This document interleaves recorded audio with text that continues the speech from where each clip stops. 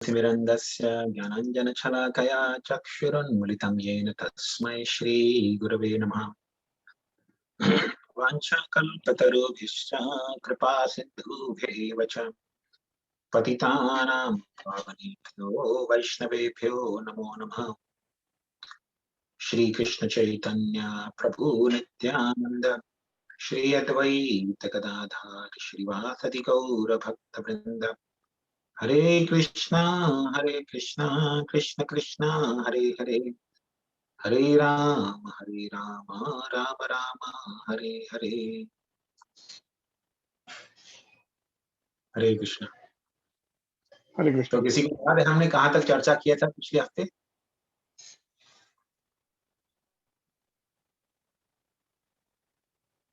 दक्ष प्रजापति और शिव जी के बारे में जिक्र किया था। दक्ष प्रजापति और शिव जी को स्थान ग्रहण करके जब शिव जी खड़े नहीं हुए तब दक्ष प्रजापति जी को बहुत क्रोध आया और उन्होंने ये कहा था कि इसको कोई भी जगह पे होम में आहुति जो भी मिलेगी वो उसको नहीं मिलेगी। I think this is the last thing which we talked about. Thank you very much. सो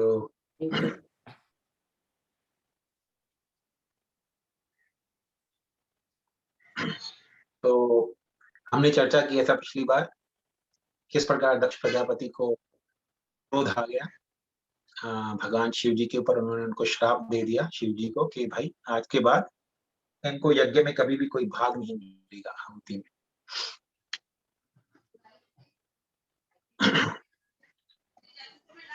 अब जब किसी व्यक्ति को पदवी मिल जाती है ना इस जगत में, तो स्वाभाविक रूप से उसके अंदर घमंड आ जाता है।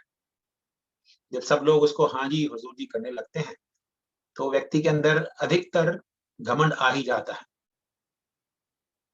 तो ऐसा व्यक्ति अगर भगवान कृष्ण की भक्ति भी कर रहा है तो भगवान उसका घमंड उतारने के लिए कभी कभी उसे दंडित करते हैं। कोई सोचेगा अरे ये तो भगवान का भक्ति कर रहा था, कृष्ण का भक्ति कर रहा था, फिर इसको इतना दंडित क्यों किया? क्योंकि दक्ष प्रजापति भी भगवान विष्णु की आराधना करते थे, भगवान विष्णु के महान भक्त हैं वो। तो फिर भी हम देखेंगे आज के चर्चा में कि भगवान उनको दंडित करते हैं। तो दक्ष प्रजापति को क्योंकि उन्होंने शिव जी को श्राप दे दिया तो उनको लगा कि अरे मैं तो अभी शक्तिशाली हो गया, मैंने शिव जी को श्राप दिया, मुझे कोई दंड भी नहीं मिला, कोई व्यक्ति मेरा विरोध नहीं कर पाया, तो उनका घमंड और बढ़ गया। फिर उन्होंने एक बहुत बड़े यज्ञ का आयोजन किया और इस यज्ञ में उन्होंने सारे देवी देवताओं को, ऋषि मुनियों को बुलवाया, लेकिन जानबूझकर अपनी बेटी सती को और शिव जी को आमंत्रित नहीं किया।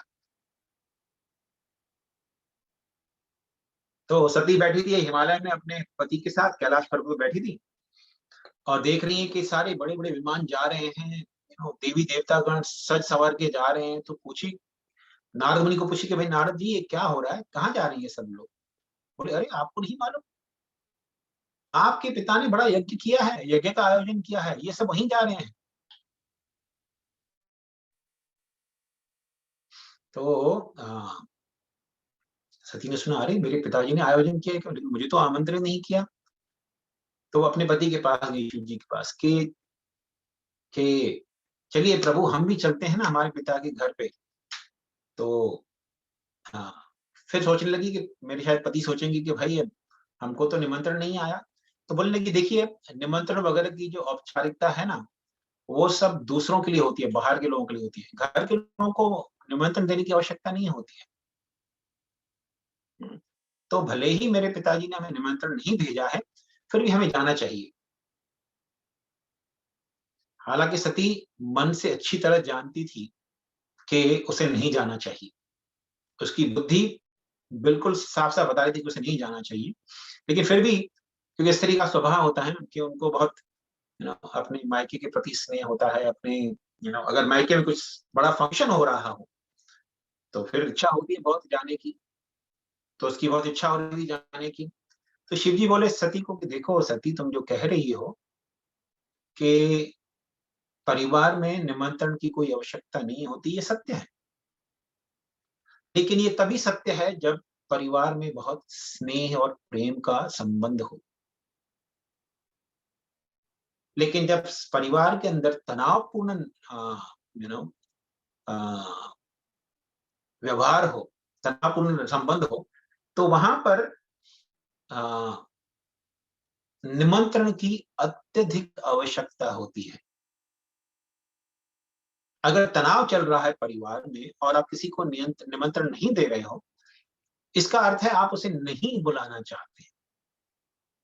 जब प्रेममय संबंध हो, जब प्रेममय संबंध होता है तो गाली देकर बुलाते हैं, अरे नालायक तू आजा जल्दी चल, फटाफट से आजा, है ना। कभी मित्र भी कभी फोन करके बोल देते हैं, अबे क्या कर रहा है तू, दिख नहीं रहा है आजकल। ऐसे मित्र लोग एक दूसरे से गाली देके भी बात कर लेते हैं।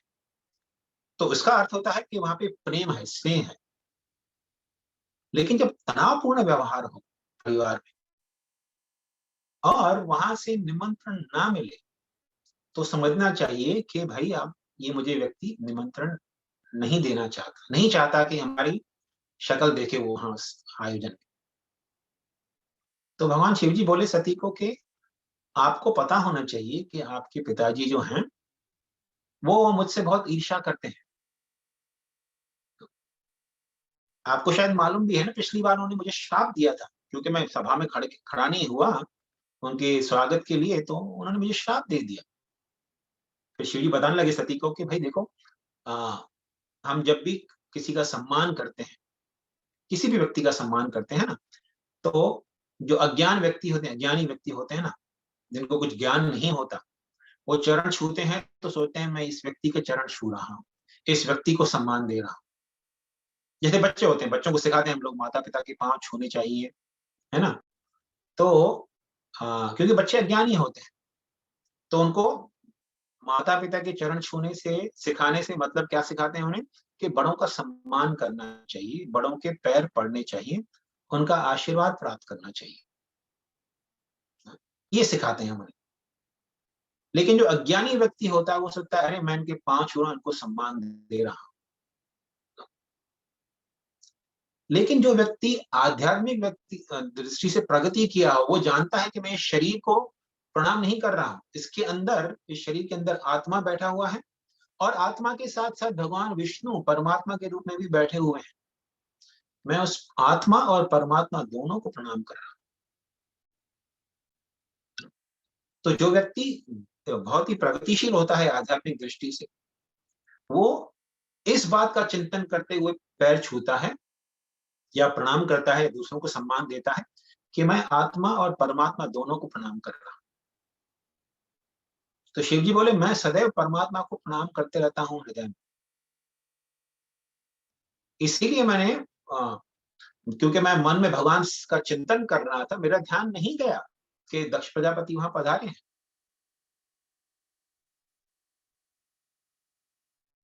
और वो नहीं चाहते कि हम लोग वहां जाएं। अगर आप जाओगे वहां पर तो आपको बहुत दुख होगा। मतलब शिव जी ने बता दिया मैं तो नहीं आ रहा हूं, लेकिन अगर आपको फिर भी जाना ही है, कि देखिए पहले के वैदिक सभ्यता में लोगों को ऐसा लगता है कि अरे पति जो हमेशा पत्नी को कंट्रोल करता है, ऐसा नहीं होता है। जो वैदिक सभ्यता होती है उसमें पति पत्नी प्रेम से मिलजुल के रहते हैं, लेकिन पत्नी सदैव पति के आदेश के अधीन रहती है। क्योंकि ये सत्य है कि पुरुष जो होते हैं वो थोड़ा बुद्धि से अधिक कार्य करते हैं, लेकिन स्त्रियां जो होती हैं मन से अधिक कार्य करती हैं। उनका मन में जो आया, जो भाव आया, उससे उसके अनुसार कार्य करती हैं। तो कभी कभी वो तकलीफ में डाल देता है परिवार को, या स्त्री को भी बड़ी तकलीफ में डाल देता है। लेकिन पुरुष जो होते हैं वो अधिक बुद्धि का इस्तेमाल करते हुए काम करते हैं। तो शिव जी नियंत्रण नहीं कर रहे थे सती को कि नहीं तुम मत जाओ। बोले आप नहीं जाओगे तो अच्छा होगा, मैं तो नहीं आ रहा हूं लेकिन आप नहीं जाओगे तो अच्छा होगा, क्योंकि अगर आप जाओगे मेरी बात मना करने के पश्चात भी तो आपको बहुत दुख होगा। क्योंकि आप वहां जाओगे तो आपका कोई सम्मान नहीं करेगा, और आपका सम्मान नहीं होगा तो आपको बहुत दुख होगा कि आप मेरी पत्नी हो।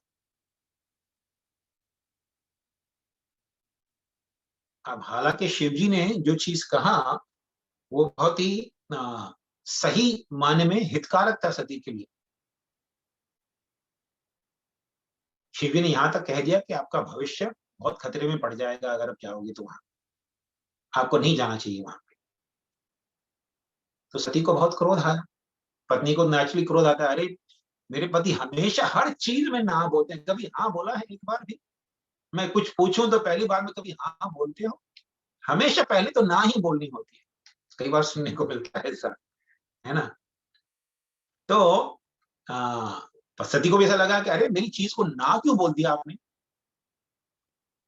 तो ऐसे देखने लगी कि मानो अभी पति को जला के भस्म कर दिया। ऐसा नहीं कि खाली सामान्य पत्नी देखती है, सती भी ऐसे देखने लगी पति को कि अभी जला के भस्म कर देंगी पति को। और फिर शिव जी तो बैठ गए ध्यान में, तो फिर उनको क्रोध आया तो सोच रही क्या करूं, जाऊं कि नहीं जाऊं। अभी पति ने तो ना कर दिया है जाने के लिए, लेकिन मन कह रहा है कि नहीं जाना है मुझे, अभी पिता के घर पे जाना है। वहां पे इतना अच्छा फेस्टिवल हो रहा है, माँ से मिलूंगी, पिता से मिलूंगी, अपनी बहनों से मिलूंगी, ये सोच रही थी मन में। और पति ने ना बोल दिया है, तो इधर उधर चल रही थी, रूम के इस तरफ जाके दूसरी तरफ जा रही, चलते चलते सोच रही थी कि क्या करूं क्या करूं। जैसे पेंडुलम होता है ना वॉल क्लॉक का, ऐसे ऐसे टिक टिक, तो ऐसे घूम रही थी इधर उधर कि क्या करूं, क्या करना चाहिए मुझे। अंत में उन्होंने निश्चय किया, मैं जा रही हूं। और गुस्से में चली गई शिव जी को छोड़कर। तो शिव जी ने अपने गणों को, नंदी वगैरह को थोड़ा आदेश दिया कि जाओ तुम उनके साथ जाओ। तो नंदी वगैरह गए, थोड़े जो शिव जी के भूत प्रेत गण थे वो भी गए उनके साथ। वो अच्छे से पालकी जैसा बना दिए सती के लिए, ताकि वो अंदर हार श्रृंगार कर सके। सारी सामग्री ला दी उनको कि सज धज के जाएं अपने पिता के घर पे। तो सती नंदी के ऊपर बैठ के जा रही हैं सवारी पे, और सज हार श्रृंगार कर रही थी रास्ते में।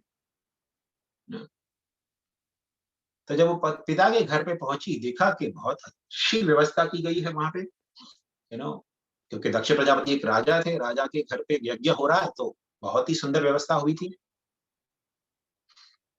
और उन्होंने देखा कि सभी देवी देवताओं के लिए अलग अलग आसन बनाए गए हैं। लेकिन सती ने देखा कि सब लोग उनको आदर सत्कार करे थे, मतलब उनकी माता ने उनको गले से लगाया, उनकी बहनों ने उनको बहुत अच्छे से गले से लगा के सत्कार दिया। लेकिन पिता जो थे दक्ष प्रजापति, उन्होंने उनकी तरफ देखा तक नहीं, देखा अनदेखा कर दिया उनको, कि जैसे वो वहां है ही नहीं। मतलब देखा, ऐसा नहीं कि नहीं देखा, देख के भी अनदेखा कर दिया उनको, उनसे बात तक नहीं की। मानो बोल रहे थे कि तुम क्यों आई हो यहाँ पर। और क्योंकि दक्ष प्रजापति ने उनको कुछ आदर सत्कार नहीं दिया, बात नहीं की, तो और भी कोई देवी देवताओं को डर लग रहा था कि दक्ष प्रजापति बुरा मान जाएंगी, तो किसी ने उनके साथ बात नहीं की। केवल उनकी माता ने और उनकी बहनों ने उनके साथ बात की, और कोई उनके साथ बातचीत नहीं कर रहा था।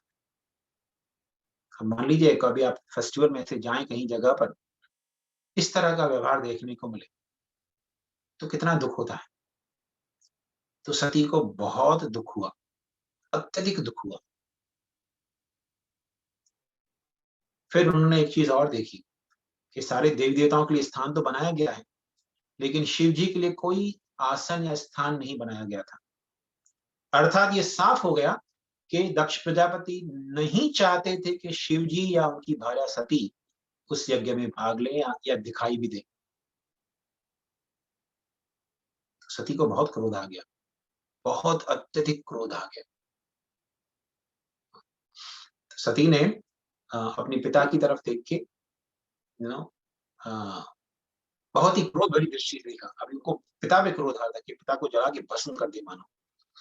फिर पिता से कहने लगी कि पिताश्री, मुझे एक बात समझ में नहीं आती है कि आप इतना ईर्ष्या क्यों करते हैं मेरे पति से।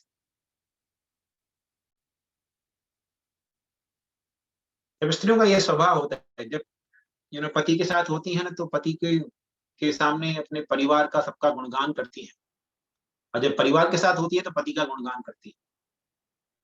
तो जब शिव जी के साथ झगड़ा कर रही थी, तो तभी बोली थी नहीं पिता के पास जाना चाहिए, मेरे पिता इतना प्रेम करते हैं, स्नेह करते हैं मुझसे।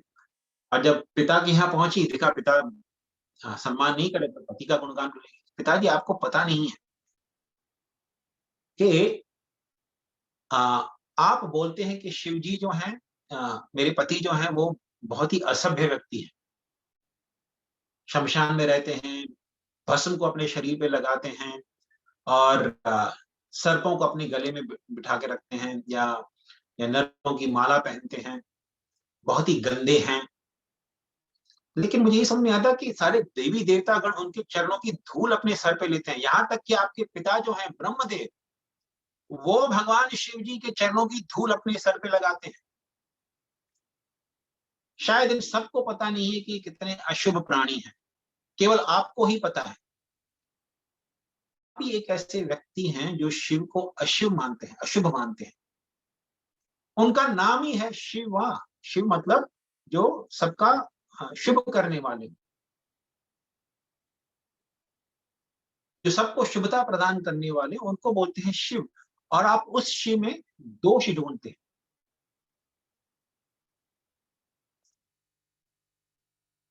आपको उनसे ईर्ष्या हो रही है क्योंकि आपके पास जितना भी संपत्ति है, जितना भी ऐश्वर्य है, वो बिल्कुल तृण के मात्र है।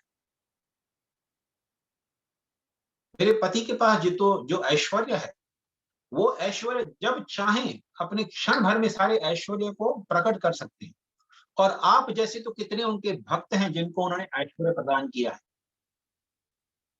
हालांकि वो स्वयं हमेशा पेड़ के नीचे बैठे रहते हैं, कभी अपने लिए घर तक नहीं बनाया। मैं भी उनके साथ पेड़ के नीचे रहती हूँ हिमालय में,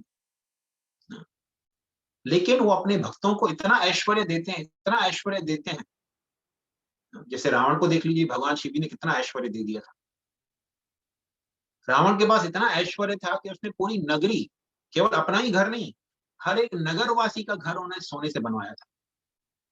मतलब उनके नगर में रहने वाला एक एक व्यक्ति, सबके पास सोने के घर थे। कितना ऐश्वर्य दिया था भगवान शिव जी ने रावण को। तो सती बोलने लगी कि मेरे पति के पास इतना ऐश्वर्य है, और वो ऐश्वर्य क्षणभंगुर नहीं है आपके जैसा। इस जगत में लोगों के पास ऐश्वर्य होता है, आज है कल नहीं है। आज मैं महल में रह रहा हूं, कल रास्ते पे आ गया। कोई ठिकाना नहीं होता भाई, कब सारा ऐश्वर्य नष्ट हो जाएगा। आज खाने के लिए अच्छा भोजन है, पहनने के लिए अच्छा कपड़ा है, कल रास्ते पे आ सकते हैं। कई बार होता है, कई कई धनी संपत्तियों के लोगों के साथ होता है। जैसे मान लीजिए कुछ साल पहले, 2-3 साल पहले की बात है ना, जब इंडिया में बहुत सारे लोगों के पास काला धन था।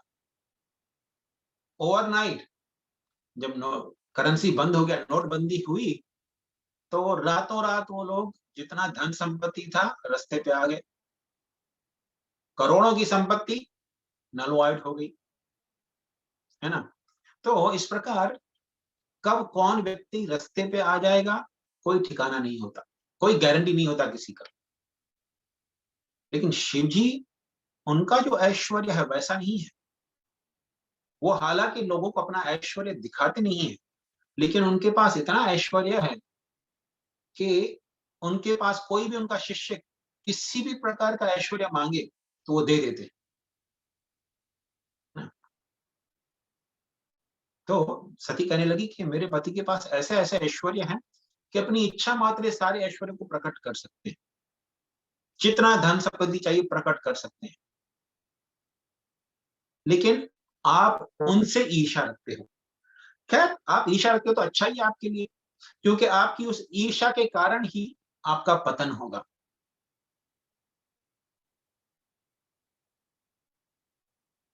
आपका विनाश होगा उस ईर्ष्या के कारण। कभी कभी शिव जी मुझे दक्षायणी करके बुलाते हैं। दक्षायणी मतलब दक्ष की पुत्री। तो सम्मान पूर्वक जी कभी भी सती को बुलाते थे, हे दक्षायणी, मतलब हे दक्ष की पुत्री। तो बोलते जब भी मुझे दक्षायणी बोलते हैं ना, तो मुझे शर्म आती है कि मैं आपकी बेटी हूं, क्योंकि आप इतनी ईर्ष्या करते हो, ऐसे महान व्यक्ति के साथ ईर्ष्या करते हो। शिव जी इतने महान हैं कि भूत प्रेत, जो बहुत ही नीच सोच के व्यक्ति होते हैं, पिशाच राक्षसगण जो दूसरों का खून पीते हैं, दूसरों का मांस खा के अपना जीवन निर्वाह करते हैं, भगवान शिव जी उन पर भी कृपा करते हैं, उनको भी आध्यात्मिक प्रगति प्रदान करने के लिए भगवान उनको मार्गदर्शन करते हैं। म्यूट कर बेटा। और आप ऐसे हो कि उनमें खामी ढूंढ रहे हो। शिव जी तो अगर भूत प्रेत पिशाचों में कोई एक छोटा सा गुण भी दिख जाता है ना, उसे लेकर उस व्यक्ति को, लेकिन आप ऐसे व्यक्ति के अंदर अवगुण ढूंढ रहे हो। देखिए, जगत में ना दो तरह के लोग होते हैं, एक होते हैं जो मधुमक्खी की तरह होते हैं और दूसरे होते हैं मक्खी की तरह। अब देखिए, दोनों मक्खियां हैं, मधुमक्खी और मक्खी, है ना, लेकिन दोनों की सोच में बहुत अंतर है। क्या अंतर है?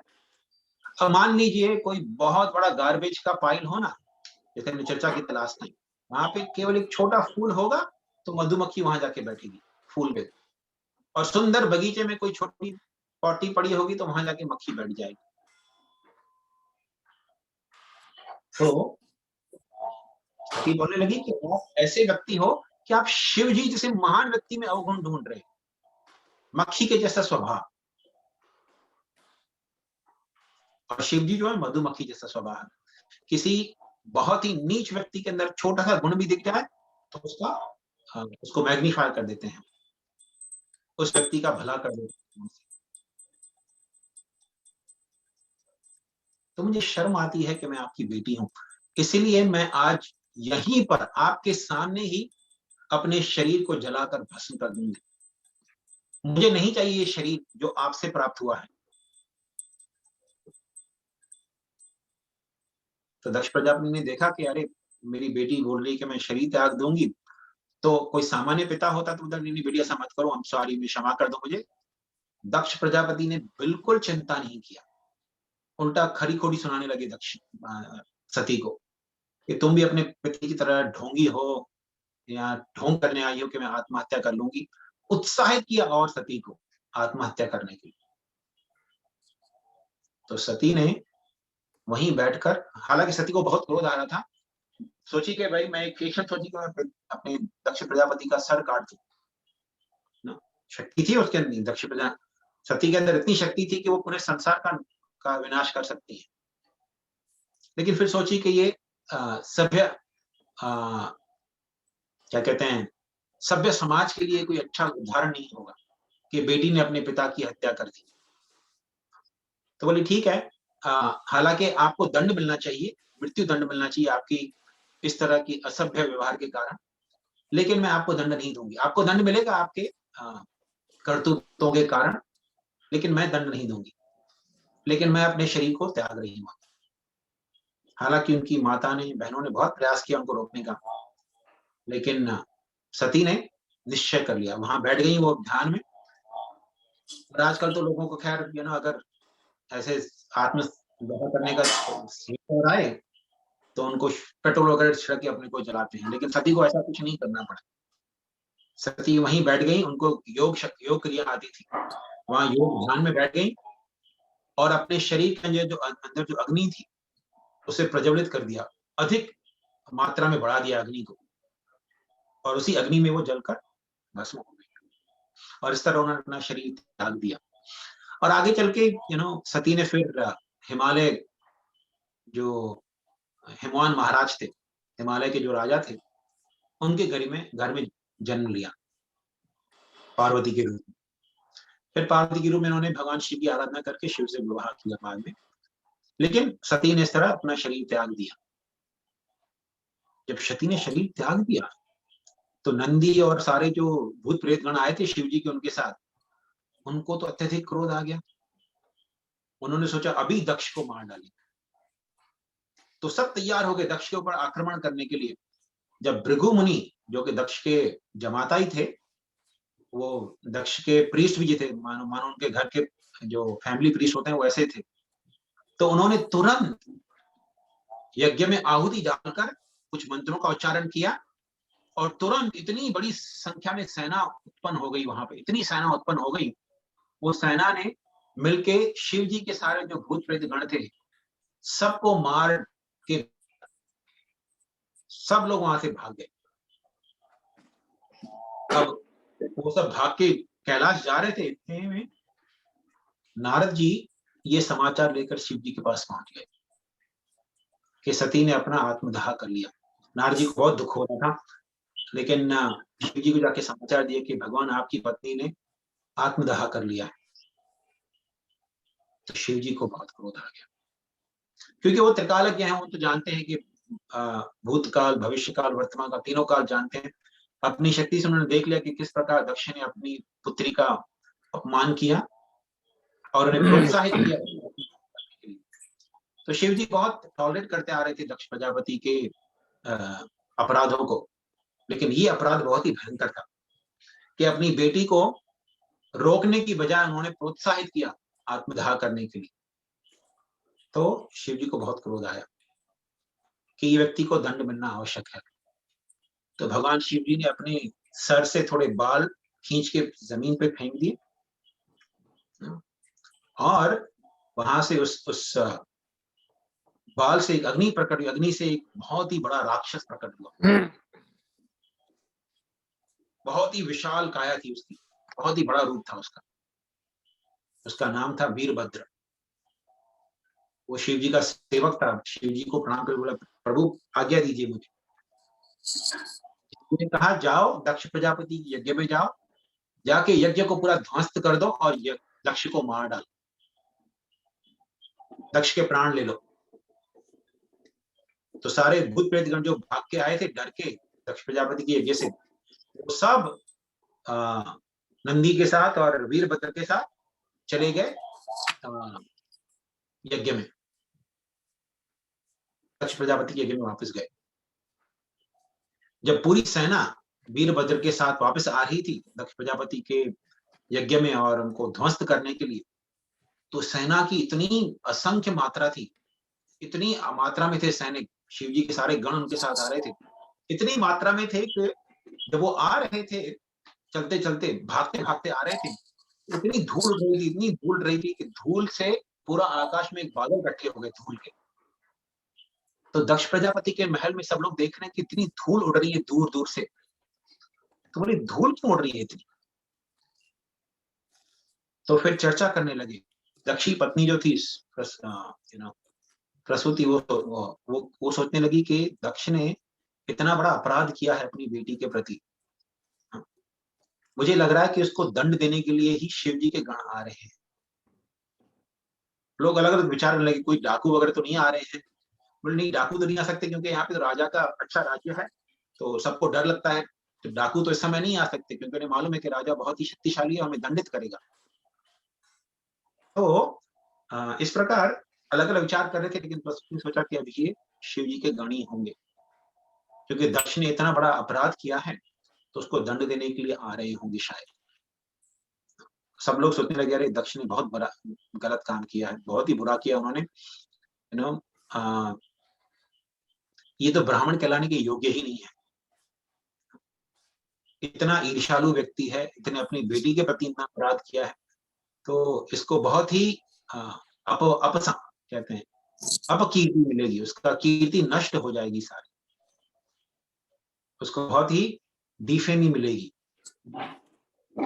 उसका नाम बहुत खराब होगा आगे चलकर। तो वीरभद्र जी और उसकी सारी सेना, भूत प्रेतों की सारी सेना वहां पे आ गई। और दक्ष प्रजापति के साथ साथ जितने भी लोग थे जिन्होंने शिव जी के श्राप देते समय, जब दक्ष प्रजापति ने शिव जी को श्राप दिया था ना, उस समय जो लोग हंसते थे,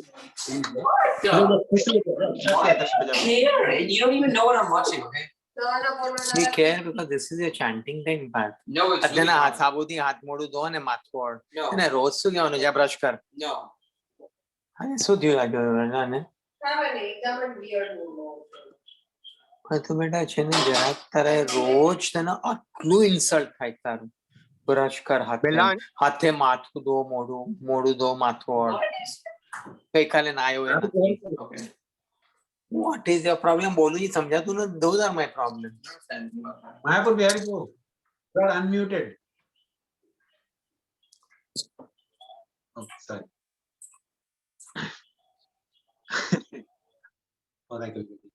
तो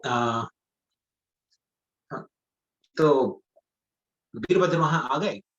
तो जब दक्ष प्रजापति ने शिव जी को श्राप दिया था ना, उस समय कई देवतागण जो थे वो खुश हुए थे।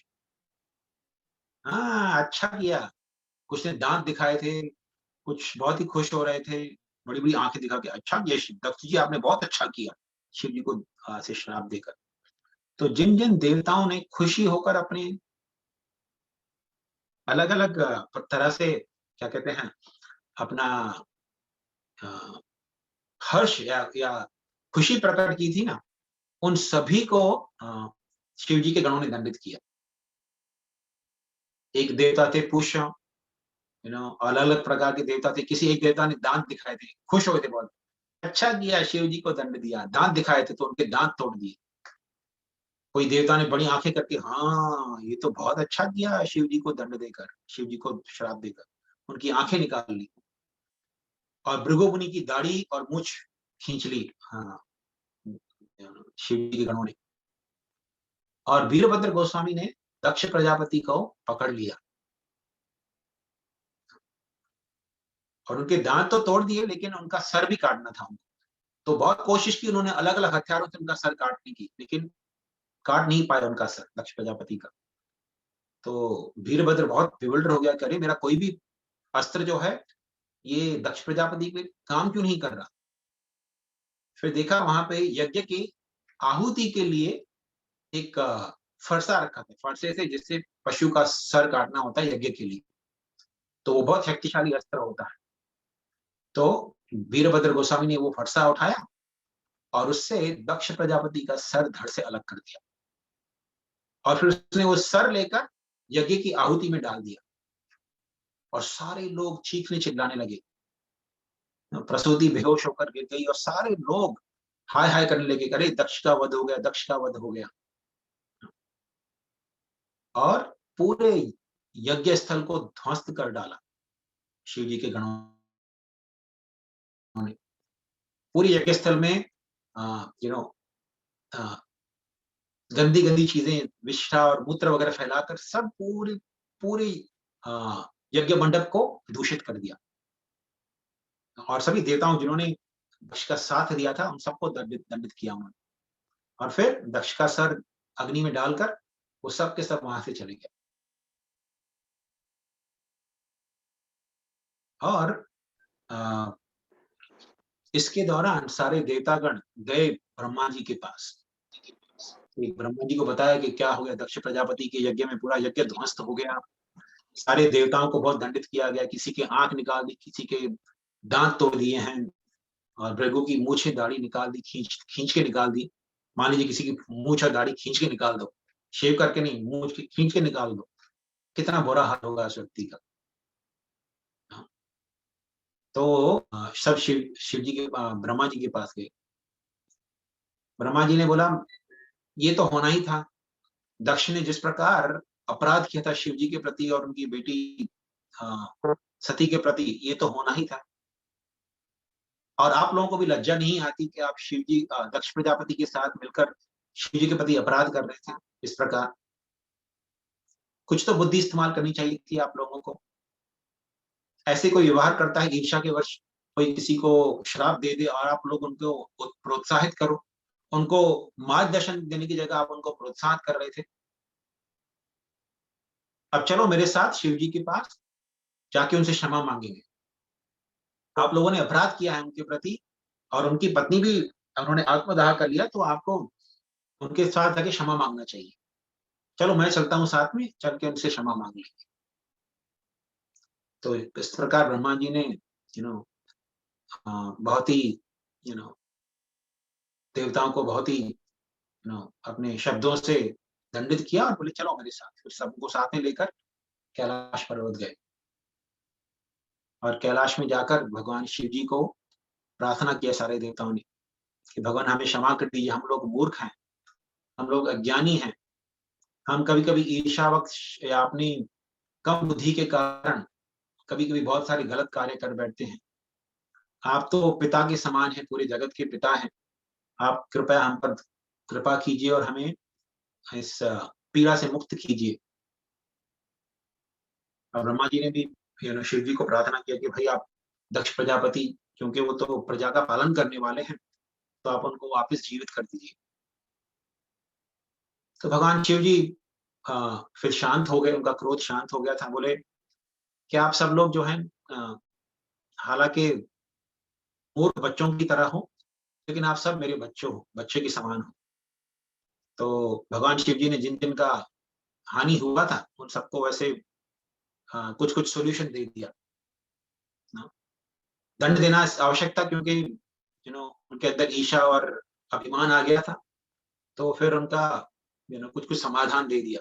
अब दक्ष का तो सर जल के भस्म हो गया था, तो बोले अभी दक्ष को एक बकरे का सर के साथ जोड़ देते हैं तो जीवित हो जाएगा इस प्रकार। तो एक बकरे के सर के साथ उनका सर जोड़ दिया, क्योंकि सर तो जल के नष्ट हो गया था। तो दक्ष प्रजापति जीवित हो गए, लेकिन बकरे का सर था उनका सर बकरे का था, लेकिन शरीर दक्ष का ही था।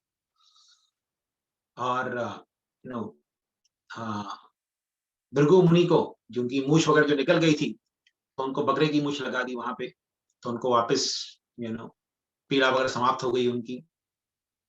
तो इस प्रकार अलग अलग देवताओं को थोड़ा सांत्वना देके भगवान शिव जी खुद यज्ञ स्थल पे गए और सती का शरीर उठाकर लेकर आए। सती ने शरीर तो त्याग दिया था, लेकिन फिर भी उनका शरीर इंटैक्ट था, जल के भस्म नहीं हो गया था। तो शरीर लेके शिव जी बहुत ही क्या कहते हैं, दुखी हो गए थे। वो केवल सती के शरीर को साथ में लेकर हमेशा दुखी होकर घूमते रहते थे। तो भगवान विष्णु ने सोचा कि अब शिव जी को अपने इस दुख से, पीड़ा से बाहर लाने के लिए सती के शरीर को नष्ट करना आवश्यक है।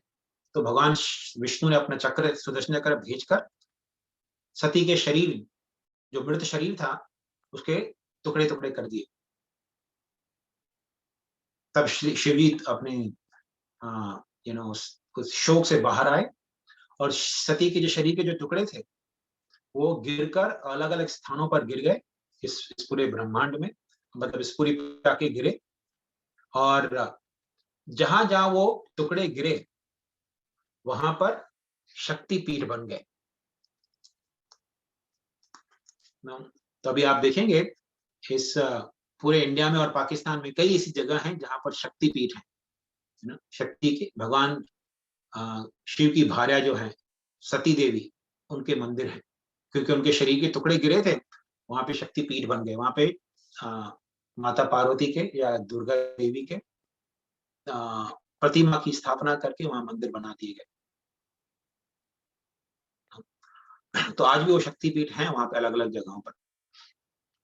तो इस प्रकार दक्ष प्रजापति को भगवान शिव जी ने दंडित किया। और फिर दक्ष प्रजापति जब बकरे का सर प्राप्त हुआ उनको, तो फिर उनको अपना अहंकार से मुक्ति मिल गई थी उनको। अभी उनको बराबर बुद्धि आ गई। फिर उन्हें याद आया कि मैंने किस प्रकार से व्यवहार किया था, किस प्रकार मेरी पुत्री सती ने अपने प्राण त्याग दिए, तो उसको बहुत दुख होने लगा। फिर वो रोने लगा एक्चुअली कि मेरी बेटी का मैंने प्राण की रक्षा करनी चाहिए थी। मैं इतना मूर्ख था, इतना अभिमानी था कि मैंने अपनी बेटी को आत्मदाह करने से नहीं रोका। फिर उन्होंने शिव जी से क्षमा मांगी कि भगवान आप मुझे क्षमा कर दीजिए, मैं बहुत ही अपराधी हूँ, बहुत बड़ा अपराधी हूँ, मैंने आपके प्रति बहुत अपराध किए, तो मुझे क्षमा कर दीजिए। मूर्ख संतान की तरह, जैसे संतान कभी कभी पिता के प्रति अपराध कर बैठती है, उसी तरह मैंने भी अपराध किए आपके प्रति, मुझे क्षमा कर दीजिए। तो शिव जी ने तो क्षमा कर ही दिया था। फिर उन्होंने भगवान विष्णु को भी प्रार्थना की, भगवान विष्णु भी वहां प्रकट हुए, यज्ञ किया गया, बाद में पूरा यज्ञ समाप्त हुआ दक्ष प्रजापति का। तो इस प्रकार दक्ष प्रजापति को भगवान शिव जी ने दंडित किया और दक्ष प्रजापति जो है वापस अभिमान छोड़कर एक अच्छे भक्त बन गए, भगवान के भक्त बन गए। लेकिन दक्ष को क्योंकि बकरे का सर मिला था तो कभी खुश नहीं रह पाए। मान लीजिए पहले इतना सुंदर शरीर था उनका, लेकिन अभी हालांकि नम्र तो बन गए लेकिन खुश नहीं रह पाए, क्योंकि उनको बहुत आसक्ति थी शरीर के साथ भोग करने की। अब वो व्यक्ति जिसके पास शरीर तो सुंदर है लेकिन सर बकरे का, वो कैसे खुश रह सकता है। तो कभी खुश नहीं हो पाए। उन्होंने तपस्या करके अपने शरीर को त्याग दिया। अब ये कथा है स्वयंभू मनु के समय की। अब स्वयंभू मनु का अगर आप जीवन काल ले लें तो करोड़ों करोड़ों साल पहले की बात है। ये 7वें मनु का टाइम चल रहा है और ये पहले मनु के समय की बात है। तो दक्ष प्रजापति ने अपना शरीर त्याग दिया और फिर छठे मनु के समय में वो फिर से दक्ष प्रजापति के रूप में जन्म लिए प्रचेतों के घर पे। उसकी कथा बाद में आएगी, फिर से दक्ष प्रजापति की कथा आएगी आगे चलकर। तो दक्ष प्रजापति ने इस तरह अपना शरीर त्याग दिया। तो ये कथा हुई महाराज मनु की दूसरी पुत्री प्रसूति की, कि किस प्रकार प्रसूति की कन्याओं ने अलग अलग देवताओं से विवाह करके इस संसार की रचना में मदद की, सृष्टि में मदद की। और अब अगले हफ्ते हम लोग चर्चा करेंगे महाराज मनु के पुत्र। अभी 2 पुत्रियों की चर्चा हो गई, 3 पुत्रियां थी उनकी और 2 पुत्र थे। तो अभी 2 पुत्रियों की चर्चा हो गई, अभी 2 पुत्रों की चर्चा होगी, बाद में तीसरी पुत्री की चर्चा आएगी। तो अगले हफ्ते हम चर्चा करेंगे महाराज मनु के पुत्र उत्तानपाद महाराज के परिवार की कथाएं। तो अभी हम यहाँ पर समाप्त करते हैं। अगर किसी का कोई प्रश्न हो तो पूछ सकते हैं।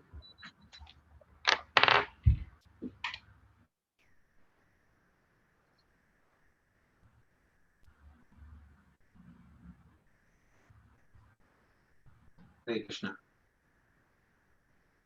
No question then. हरे कृष्णा। कोई बात।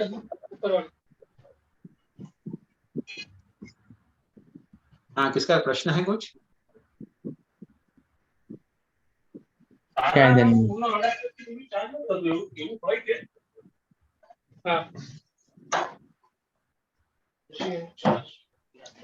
आपको सुनाई दे रहा है? मुझे सुनाई नहीं दे रहा है। नहीं, मुझे भी शायद कुछ और बात कर रहे हैं। अच्छा, ठीक है, ओके। अगर कोई प्रश्न नहीं है किसी का तो फिर हम यहाँ पे समाप्त करेंगे। आप सबका बहुत बहुत धन्यवाद। जय कृष्ण। हरे कृष्णा। आपका भी धन्यवाद।